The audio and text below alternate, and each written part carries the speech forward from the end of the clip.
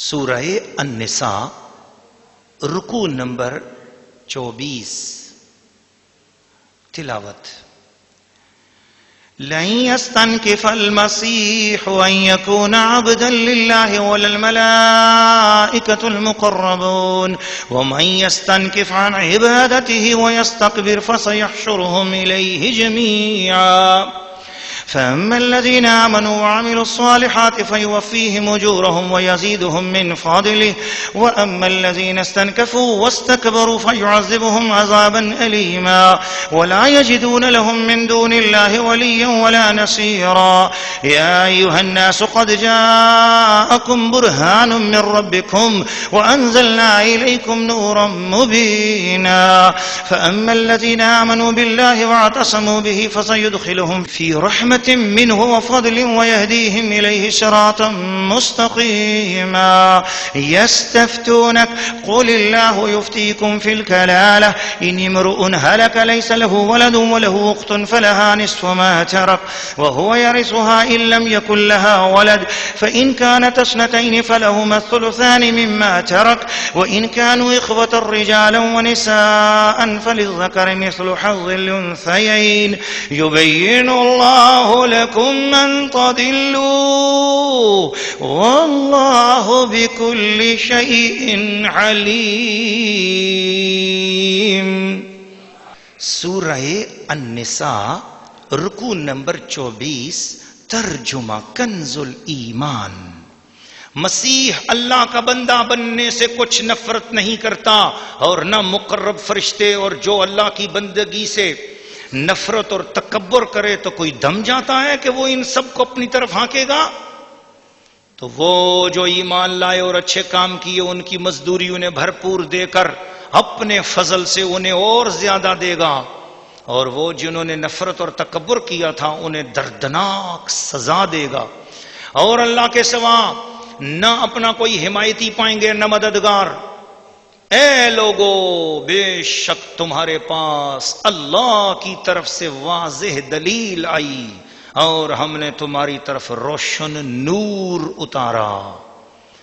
تو وہ جو اللہ پر ایمان لائے اور اس کی رسی مضبوط تھامی تو عن قریب اللہ انہیں اپنی رحمت اور اپنے فضل میں داخل کرے گا اور انہیں اپنی طرف سے سیدھی راہ دکھائے گا. اے محبوب، تم سے فتویٰ پوچھتے ہیں، تم فرما دو کہ اللہ تمہیں کلالہ میں فتویٰ دیتا ہے. اگر کسی مرد کا انتقال ہو جو بے اولاد ہے اور اس کی ایک بہن ہو تو ترکہ میں اس کی بہن کا آدھا ہے، اور مرد اپنی بہن کا وارث ہوگا اگر بہن کی اولاد نہ ہو. پھر اگر 2 بہنیں ہوں تو ترکہ میں ان کا 2/3، اور اگر بھائی بہن ہوں مرد بھی اور عورتیں بھی تو مرد کا حصہ 2 عورتوں کے برابر. اللہ تمہارے لیے صاف بیان فرماتا ہے کہ کہیں بہک نہ جاؤ، اور اللہ ہر چیز جانتا ہے. سورہ النساء رکوع نمبر 24 تفسیر. عرب کے رہنے والے کچھ ایسے لوگ، ناظرین و ناظرات اور سامعین و سامعات، وہ حضور صلی اللہ علیہ وسلم کی بارگاہ میں آئے. نجران کے لوگ تھے، وفد تھا. انہوں نے کہا کہ آپ تو حضرت عیسیٰ علیہ السلام کی بارے میں بیدبی کرتے ہیں. حضور صلی اللہ علیہ وسلم نے فرمایا کیا بیدبی؟ کہنے لگے جی آپ کہتے ہیں کہ وہ اللہ کے بندے ہیں. حضور صلی اللہ علیہ وسلم نے فرمایا حضرت عیسیٰ علیہ السلام کے لیے یہ بات نہیں، عیب نہیں یہ بات کہ آپ ان کو اللہ کا بندہ کہو، بلکہ آپ جب حضرت عیسیٰ علیہ السلام کے بارے میں کہو گے کہ وہ اللہ کے بندے ہیں تو اس پر حضرت عیسیٰ علیہ السلام کی روح خوش ہوگی. حضرت عیسیٰ علیہ السلام کو کبھی بھی اس بات سے نفرت نہیں ہے یا اس بات سے تکلیف نہیں ہے کہ کوئی ان کو اللہ کا بندہ کہے. اور کوئی بھی اللہ کا بندہ بننے میں نفرت نہیں کرتا یا اندر سے کسی کو ہیزیٹیشن نہیں ہوتی ہے. کوئی بھی جھجک محسوس نہیں کرتا کہ اسے یہ کہا جائے کہ تم اللہ کے بندے ہو. لن يستنكف المسيح ان يكون عبدا لله ولا الملائكة المقربون. عرش کے فرشتے جو ہیں ان کو بھی کہا جائے تم اللہ کے بندے ہو، کہتے ہیں الحمدللہ ہم اللہ کے بندے ہیں. تو اللہ کا بندہ کہنے میں نبی کی توہین نہیں ہے، بے ادبی نہیں ہے، یہ مقام ہے. اور سچی بات تو یہ ہے کہ کائنات میں اللہ کا بندہ ہونے کا حق اور اعزاز اگر حاصل ہے صحیح معنی میں تو وہ صرف انبیاء کرام ہی کو تو حاصل ہے. ہم تو کائنات میں جتنے لوگ بھی خدا کی بندگی کر رہے ہیں وہ رسولوں کے طفیل کر رہے ہیں اللہ کی بندگی. لیکن اللہ کی بندگی کا اگر کوئی حق ادا کر رہا ہے یا اللہ کا بندہ ہونے کا صحیح حق حاصل ہے وہ تو انبیاء کرام کو حاصل ہے. لیکن اللہ کی بندگی کا اپنے دل میں تصور کرنا اور یہ کہنا کہ یہ اچھی بات نہیں ہے, ہمیں اپنے آپ کو اللہ کا غلام کہیں, ہم اللہ کا بندہ کہیں, تو یہ تکبر کی بات ہے. اور جو بندہ بھی یہ تعلیم امت ہے اور کہا جا رہا ہے سب کو, ہم سب کو, اس میں ہم سب مرد عورتیں مسلمان سب لوگ شامل ہیں, ہمیں یہ کہا جا رہا ہے کہ عوام الناس خبردار, وَمَن يَسْتَنْكِفْ عَنْ عِبَادَتِهِ, جو اپنے آپ کو اللہ تعالیٰ کی بندگی میں شامل رکھنے کے لیے نفرت کا اظہار کرے یا سمجھے کہ میں بندہ نہیں ہوں یا مجھے بندگی نہیں کرنی چاہیے, وَيَسْتَكْبِرْ, تکبر کرے, فَسَيَحْشُرُهُمْ إِلَيْهِ جَمِيعًا, ایسے متکبرین کو اللہ تعالیٰ جمع کرے گا اور ان کا حشر کرے گا اور ان سے حساب لے گا اور ان کو متکبرین کے ساتھ شامل کرے گا. اور تکبر کا جس کے اندر رائی جتنا تکبر ہو اس کو جنت کی خوشبو بھی نہیں آئے گی. حالانکہ جنت ایک ایسی ہے کہ 500 سال کے فاصلے سے جنت کی خوشبو آنا شروع ہو جائے گی. تو جنت کی خوشبو بھی جس کو نہیں آئے گی, آپ اندازہ لگاؤ کہ وہ کتنا خدا کی نظر میں ذلیل ہوگا اور کتنا اللہ پاک نے اسے دور اور جہنم کے قریب رکھا ہوگا. فَأَمَّا الَّذِينَ آمَنُوا وَعَمِلُوا الصَّالِحَاتِ, لیکن جو لوگ عاجزی کریں, بندگی کریں, ایمان لے آئیں, نیک عمل کریں, فَيُوَفِّيهِمْ أُجُورَهُمْ, ان کی مزدوری انہیں بھرپور ملے گی. سبحان اللہ, سبحان اللہ. وَيَزِيدُهُمْ مِنْ فَضْلِهِ, اور یہ تمہاری سجدوں کی بات نہیں, تم بندگی بجا لاؤ, عاجزی اختیار کرو, اس کی بندگی کرو. وَيَزِيدُهُمْ مِنْ فَضْلِهِ, تمہارے عمل کا تمہیں اجر بھی عطا فرمائے گا اور اپنے فضل سے اور زیادہ بھی عطا فرمائے گا. یا ایھا الناس قد جاءکم برہان من ربکم, اے لوگوں تمہارے پاس برہان, اللہ کی واضح دلیل آ گئی.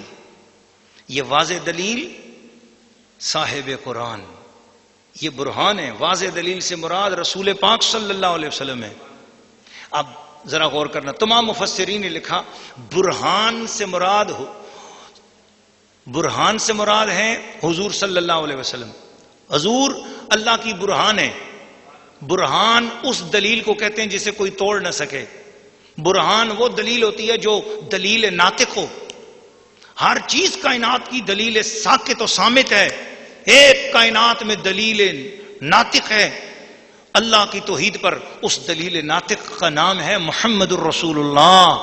اور وہ دلیل ناطق جو محمد الرسول اللہ ہے, قرآن نے اسے برہان کہا. قد جاءکم برہان, تمہارے پاس اللہ کی طرف سے یہ واضح دلیل آ گئی. وَأَنزَلْنَا إِلَيْكُمْ نُورًا مُبِينًا, اور ہم نے تمہاری طرف ایک واضح نور نازل کیا ہے. اور اس کے بعد اگلی سورت المائدہ آئے گی. اس مائدہ کے اندر آیت نمبر 15 میں یہ ارشاد ہو رہا ہے کہ قد جاءکم من اللہ نور وکتاب مبین. یہاں فرمایا برہان من ربکم وانزلنا الیکم نورا مبینا.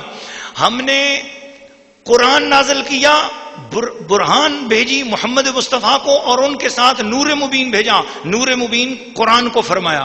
اور اگلی سورت المائدہ میں آپ پڑھیں گے, وہاں پر اللہ تعالیٰ ارشاد فرما رہا ہے کہ ہم نے قد جاءکم من اللہ, آیا تمہارے پاس اللہ کی طرف سے نور و کتاب مبین, اور کتاب مبین.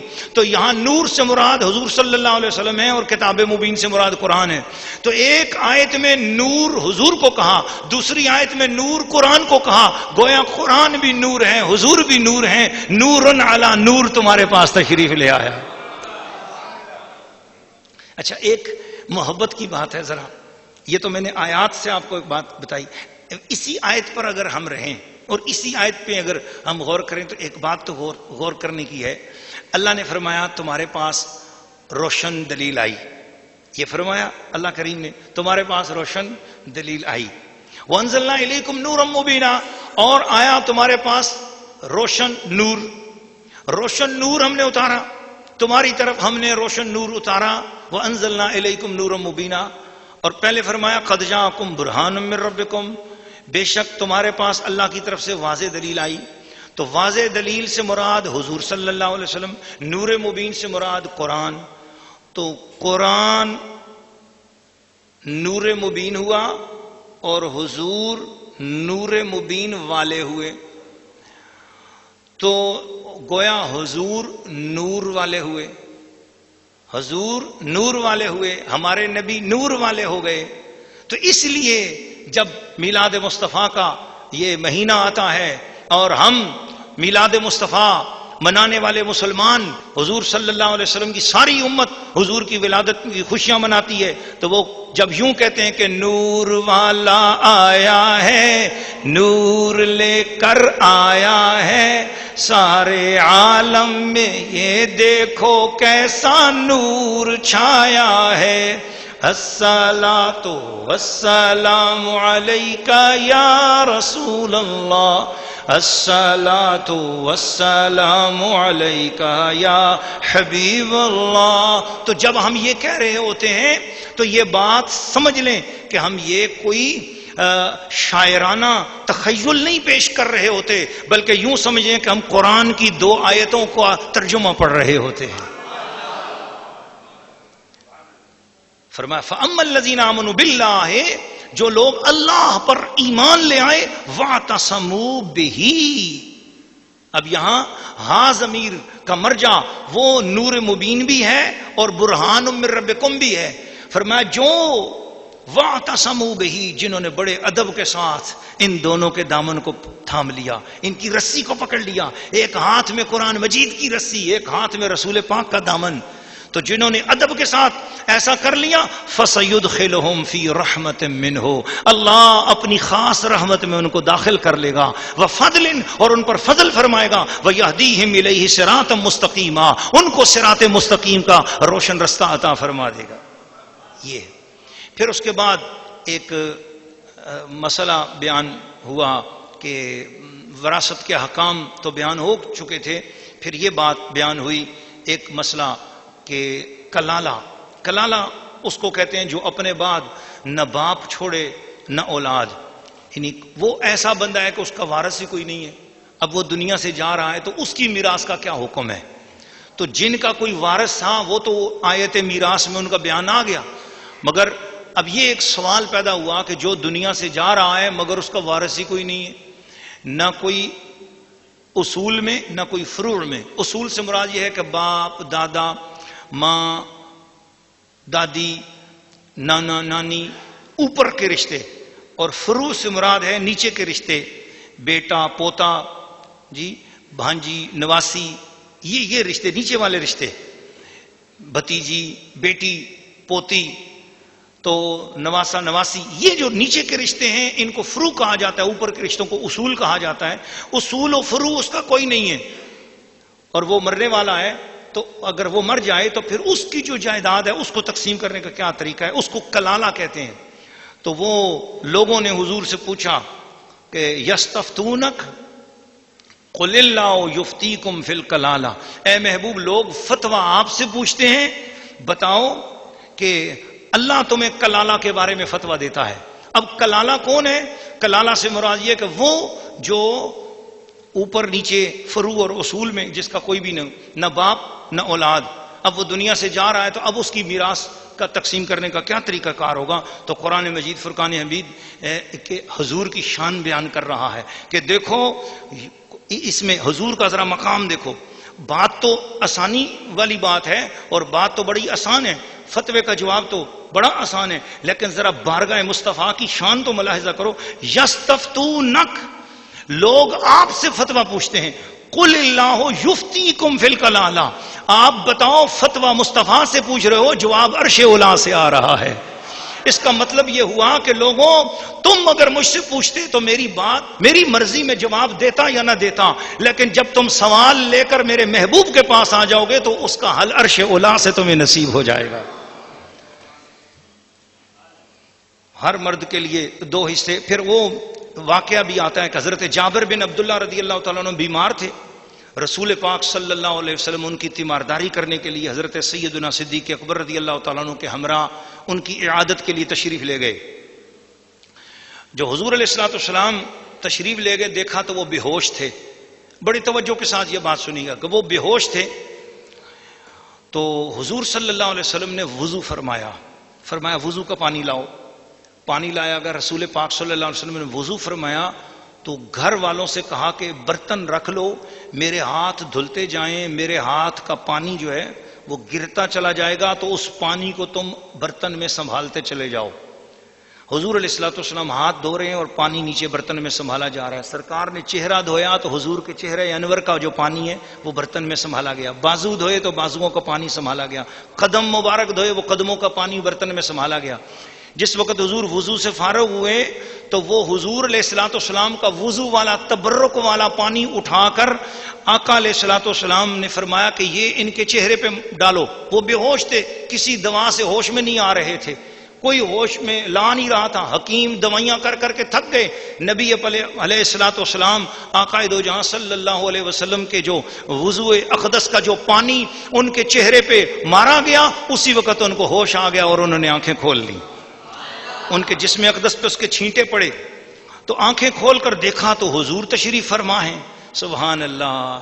ایسی بے ہوشی پر سارے ہوش قربان جائیں کہ جس میں آنکھ کھلے تو سامنے حضور نظر آ رہے ہوں. سبحان، کیا وہ عظیم بے ہوشی ہے. اللہ اکبر، اللہ اکبر. تو اس وقت انہوں نے ایک ہی سوال کہ یا رسول اللہ میں اپنے مال کا کیا انتظام کروں. تو یہ روایت بخاری شریف میں بھی ہے اور یہ روایت مسلم شریف میں بھی ہے، اور ابو داؤد کی روایت میں یہ بھی ہے کہ حضور صلی اللہ تعالی علیہ وسلم نے فرمایا، ذرا غور سے سنیے گا، آقا دو جہاں نے فرمایا اے جابر میرے علم میں تمہاری موت اس بیماری سے نہیں ہے. میرے علم میں تمہاری موت اس بیماری سے نہیں ہے. حضرت جابر سمجھ رہے تھے کہ بس یہ میں ایسا بیمار ہو گیا ہوں کہ بے ہوش ہوا ہوں، ہوش بھی نہیں ہے تو شاید میں فوت ہونے والا ہوں. تو انہوں نے اپنے مال کی تقسیم کا مسئلہ پوچھنا شروع کر دیا اور حضور نے تسلی دی، فرمایا مسئلہ بھی بتا دیتا ہوں لیکن ابھی تمہاری اس بیماری کی وجہ سے تمہاری موت نہیں ہے. اور چنانچہ وہ حضور کا جو وضو والا پانی جو ان کے اوپر چھڑکا گیا وہ شفا یاب ہو گئے، ٹھیک ہو گئے اور خود چل کر مسجد نبوی میں نماز کے لیے بھی آنے جانے لگ گئے. پھر اس کے کچھ عرصے بعد ان کا وصال ہوا. لیکن اس سے حضرت صدر الفاضل سیدنا سید محمد نعیم الدین مراد آبادی رحمۃ اللہ علیہ نے چند مسائل اور چند اس میں سے فوائد حاصل کیے. فرماتے ہیں اس سے پہلا مسئلہ یہ ثابت ہو گیا کہ مریض کی عیادت کرنا سنت رسول ہے، بیمار کی عیادت کرنا سنت رسول ہے. دوسرا مسئلہ کہ اللہ پاک نے حضور صلی اللہ علیہ وسلم کو غیبی علم عطا فرمائے ہوئے ہیں جس کی بنا پر فرما رہے تھے کہ اس بیماری سے تمہاری موت مجھے نظر نہیں آتی. غیب کا وہ علم تھا کہ اس کی موت کیسے ہونی ہے وہ بھی حضور کو پتا ہے، مگر اس بیماری کی وجہ سے یہ فوت نہیں ہوگا. اسی لیے تصدیقاً اور تحقیقاً اور پورے یقین اور وثوق سے حضور فرما رہے کہ تم اس بیماری سے وفات نہیں پاؤ گے. تو یہ اتنی بڑی یقین کی بات اللہ کے علم کے بغیر نہیں ہوتی. یہ اللہ نے حضور علیہ السلام کو علم عطا فرمایا. اور پھر یہ بھی اس سے یہ ثابت ہو گیا کہ اللہ کے رسول جس گھر میں چلے جائیں وہاں سے بیماریاں دور ہو جایا کرتی ہیں. جی جس گھر میں حضور کی آمد ہو جائے وہاں سے بیماریاں دور ہو جایا کرتی ہیں. اسی لیے ہم اسی بہانے میلاد شریف کی محفلیں سجایا کرتے ہیں کہ اس بہانے حضور صلی اللہ علیہ وسلم کی نظر کرم وہاں سے ہو جائے گی. اللہ نے ان کو اختیار دے رکھا ہے، ان کی نظر کرم ہو جائے گی، ہماری بھی ظاہر و باطن کی بیماریاں دور ہو جائیں گی. سورہ المائدہ تعارف. سورہ المائدہ مدنیہ ہے.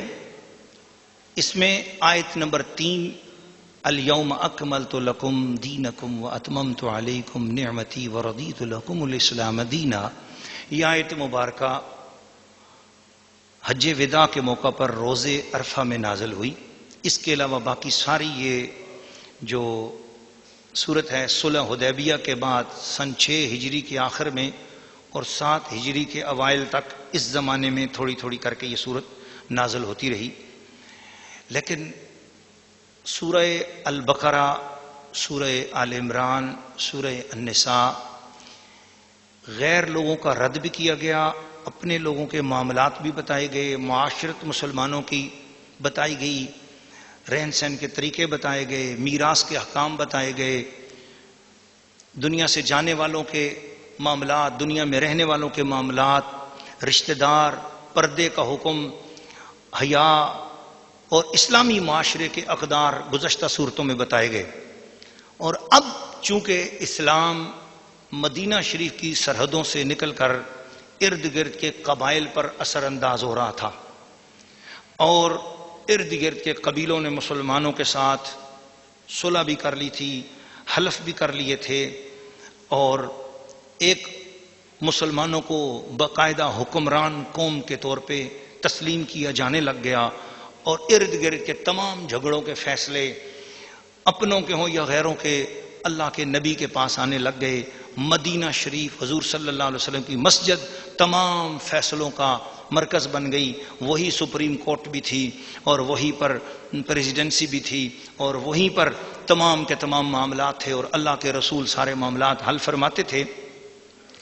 تو مسلمانوں کی ایک باقاعدہ اپنی مذہبی زندگی بھی ہو گئی، مسلمانوں کی اپنی تمدنی زندگی بھی ہو گئی، اور مسلمانوں کی ایک سیاسی زندگی بھی ہو گئی.